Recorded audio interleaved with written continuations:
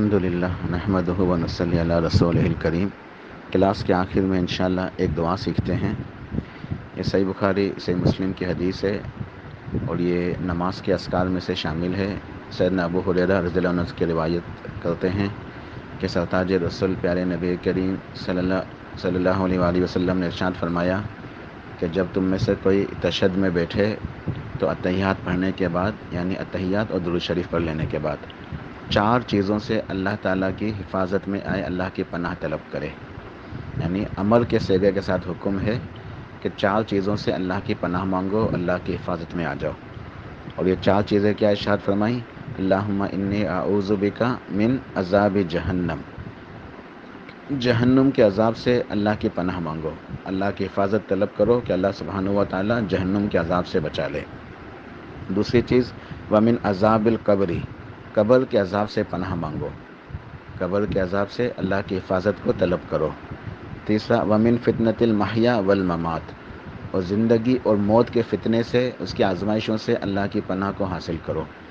اور چوتھی چیز ومن شر فتنۃ المسیح الدجال، اور مسیح دجال کے فتنے سے اللہ کی پناہ طلب کرو۔ تو یہ 4 چیزیں اللہ کے نبی نے ہمیں سکھائی ہیں اور ان سے ہمیں 4 باتیں بھی پتہ چلتی ہیں عقیدے کے حوالے سے۔ پہلی چیز کہ آخرت کے اوپر ایمان، جنت اور جہنم کے اوپر ایمان۔ اس کی تفصیل تو انشاءاللہ کورس ابھی جاری رہے گا تو آتی رہے گی، لیکن بعض لوگ ایسے بھی ہیں، کچھ عقل پرست منکرین حدیث، جو یہ کہتے ہیں کہ جنت اور جہنم ان کا وجود ابھی موجود نہیں ہے، ان کا بھی وجود نہیں ہے۔ کہتے ہیں کہ جب حساب کتاب ہوگا بعد میں یہ تخلیق کی جائیں گی۔ تو ان کی یہ بات سراسر باطل ہے، غلط ہے۔ جنت اور جہنم آج بھی موجود ہیں، ٹھیک ہے؟ اور ہمیں یہاں حکم دیا جا رہا ہے کہ جہنم کے عذاب سے اللہ کی پناہ کو طلب کرو۔ تو یہ عقیدے کا مسئلہ ہم نے سیکھا۔ دوسرا ومن عذاب القبر، کہ قبر کے اندر جو اللہ کا عذاب ہوتا ہے، اس سے اللہ کی حفاظت کو طلب کرو کہ اللہ تعالیٰ قبر کی آزمائش کے اندر حفاظت فرمائے اور عذاب قبر سے بچا لے، ٹھیک ہے؟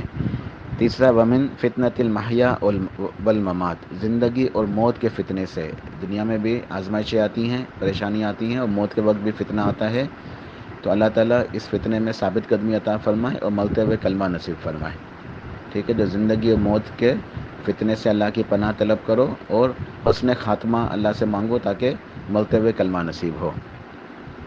اور چوتھا ومن شر فتنۃ المسیح الدجال، مسیح دجال کے فتنے سے اللہ کی پناہ طلب کرو۔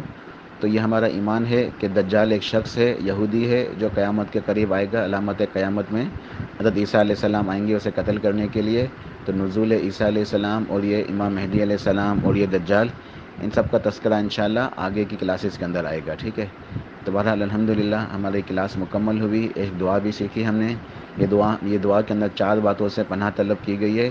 اور میں آپ کو ایک بات بتاؤں کہ کچھ فقہائے کرام کے نزدیک اس دعا کا پڑھنا واجب ہے، حالانکہ جمہور نے اس کی مخالفت کی ہے۔ خیر یہ ایک فقہی مسئلہ ہے، اس کی تفصیل میں نہیں جاتے، بات طویل ہو جائے گی۔ بہرحال یہ دعا پڑھنی چاہیے ہمیں، اس کی بہت زیادہ ترغیب موجود ہے، ٹھیک ہے؟ تو ہمیں چاہیے کہ ہم نماز کے اندر اتحیات پڑھ لینے کے بعد، درود شریف پڑھنے کے بعد یہ دعا لازم پڑھیں۔ اس کے بعد جو دعائیں اور مانگنی ہے وہ مانگ سکتے ہیں، لیکن اس دعا کو پہلے پڑھ لیں، اس کے بعد باقی کی دعائیں مانگیں۔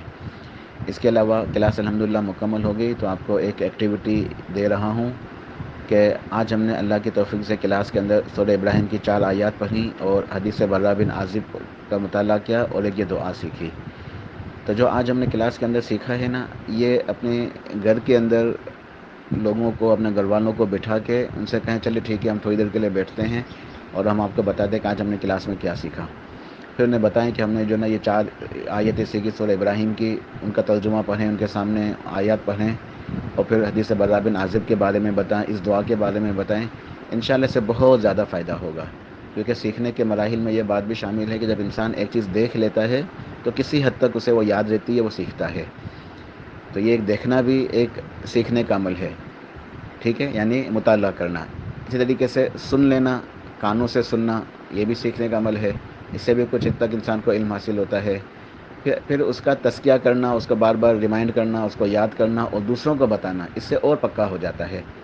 تو اگر ہم نے یہ دروس سنے اور ان کو جو ہے نا وہ جو میں نے چیزیں بھیجی ان کو دیکھا، قرآن پاک کی آیتوں کو دیکھا اور اس کے بعد جو ہے دوسروں کو بتائیں گے انشاءاللہ، تو یہ چیزیں ذہن کے اندر محفوظ رہیں گی اور ہمیں یہ چیزیں یاد رہیں گی۔